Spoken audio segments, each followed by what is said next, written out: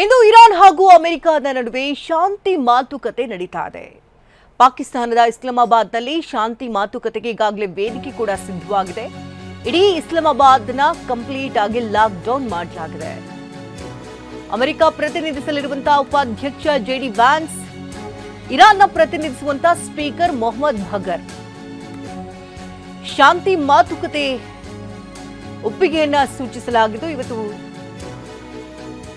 ಶಾಂತಿ ಮಾತುಕತೆಗೆ ಈಗ ವೇದಿಕೆ ಕೂಡ ಸಿದ್ಧವಾಗಿದೆ. ಪಾಕಿಸ್ತಾನದ ಇಸ್ಲಾಮಾಬಾದ್ನಲ್ಲಿ ಶಾಂತಿ ಮಾತುಕತೆಗೆ ಎಲ್ಲಾ ರೀತಿ ತಯಾರಿಗಳು ಕೂಡ ಈಗಾಗಲೇ ಆಗಿದೆ. ಅಮೆರಿಕವನ್ನ ಜೆಡಿ ವ್ಯಾನ್ಸ್ ಉಪಾಧ್ಯಕ್ಷ ಪ್ರತಿನಿಧಿಸ್ತಾ ಇದ್ದು, ಇರಾನ್ನ ಸ್ಪೀಕರ್ ಮೊಹಮ್ಮದ್ ಭಗರ್ ಪ್ರತಿನಿಧಿಸ್ತಾ ಇದ್ದಾರೆ. ಶಾಂತಿ ಮಾತುಕತೆ ಹಿನ್ನೆಲೆಯಲ್ಲಿ ಇಸ್ಲಾಮಾಬಾದ್ ಸಿಟಿಯನ್ನ ಕಂಪ್ಲೀಟ್ ಆಗಿ ಬಂದ್ ಮಾಡಿದ್ದಾರೆ. ಕಂಪ್ಲೀಟ್ ಆಗಿ ಇಡೀ ಇಸ್ಲಾಮಾಬಾದ್ಗೆ ನಗರವೇ ಲಾಕ್ಡೌನ್ ಆಗಿದೆ. ನಾಯಕರ ಸುರಕ್ಷತಾ ದೃಷ್ಟಿಯಿಂದ ಟೈಟ್ ಸೆಕ್ಯೂರಿಟಿಯನ್ನು ಮಾಡಲಾಗಿದ್ದು, ಮನೆಗಳಿಂದ ಹೊರಗಡೆ ಬರದಂತೆ ಜನರಿಗೆ ಸೂಚನೆಯನ್ನು ಕೊಡಲಾಗಿದೆ. ಎಲ್ಲಾ ಬೀದಿಗಳಲ್ಲಿಯೂ ಪೊಲೀಸರು ಮತ್ತು ಸೇನೆ ನಿಯೋಜನೆಗೊಂಡಿದ್ದು, ಬೀದಿಗಳಲ್ಲಿರುವಂತಹ ಅಂಗಡಿಗಳನ್ನ ಸರ್ಕಾರ ಮುಚ್ಚಿಸಿದೆ. ಭದ್ರತೆಗಾಗಿ 11,000 ಸೈನಿಕರನ್ನ ನಿಯೋಜನೆ ಮಾಡಲಾಗಿದೆ. ಸಭೆ ನಡೆಯುವಂತಹ ಸರನಾ ಹೋಟೆಲ್ಗೆ ಸರ್ಪಗಾವಲನ್ನು ಹಾಕಲಾಗಿದೆ. ಹೋಟೆಲ್ನ 3 ಕಿಲೋಮೀಟರ್ ಸುತ್ತಮುತ್ತ ಕಂಪ್ಲೀಟ್ ಆದಂತಹ ಟೈಟ್ ಸೆಕ್ಯೂರಿಟಿಯನ್ನು ಮಾಡಲಾಗಿದೆ. ಇವತ್ತು ಶಾಂತಿ ಮಾತುಕತೆಗೆ ಈಗಾಗಲೇ ವೇದಿಕೆ ಕೂಡ ಸಿದ್ಧವಾಗಿದೆ. ಇವತ್ತು ಏನೆಲ್ಲ ಚರ್ಚೆಯಾಗುತ್ತೆ ಅನ್ನೋದರತ್ತ ಎಲ್ಲರ ಚಿತ್ತ ನೆಟ್ಟಿರುವಂಥದ್ದು.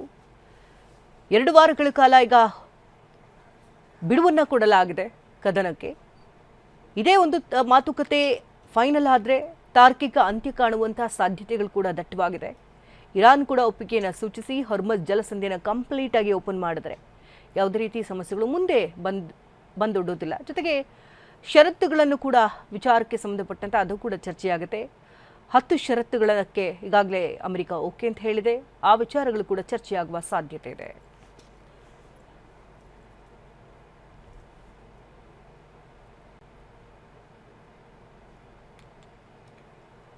ಇವತ್ತು ಶಾಂತಿ ಮಾತುಕತೆಗೆ ಈಗಾಗಲೇ ವೇದಿಕೆ ಕೂಡ ಸಿದ್ಧವಾಗಿದೆ. ಪಾಕಿಸ್ತಾನದಲ್ಲಿರುವಂತಹ ಇಸ್ಲಾಮಾಬಾದ್ನಲ್ಲಿ ಶಾಂತಿ ಮಾತುಕತೆಗೆ ಎಲ್ಲ ರೀತಿ ಸಕಲ ಸಿದ್ಧತೆಯನ್ನು ಮಾಡಿಕೊಳ್ಳಲಾಗಿದ್ದು, ಹದ್ದಿನ ಕಣ್ಣಿಡಲಾಗಿದೆ.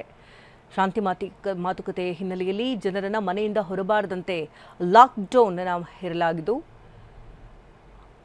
ಅಮೆರಿಕವನ್ನ ಪ್ರತಿನಿಧಿಸ್ತಾ ಇದ್ದಾರೆ ಉಪಾಧ್ಯಕ್ಷ ಜೆಡಿ ವ್ಯಾನ್ಸ್, ಹಾಗೆ ಇರಾನ್ನ ಸ್ಪೀಕರ್ ಮೊಹಮ್ಮದ್ ಭಗರ್ ಕೂಡ ಭಾಗಿಯಾಗ್ತಾ ಇದ್ದಾರೆ. ನಾಯಕರ ಸುರಕ್ಷತಾ ದೃಷ್ಟಿಯಿಂದ ಟೈಟ್ ಸೆಕ್ಯೂರಿಟಿಯನ್ನು ಮಾಡಲಾಗಿದೆ.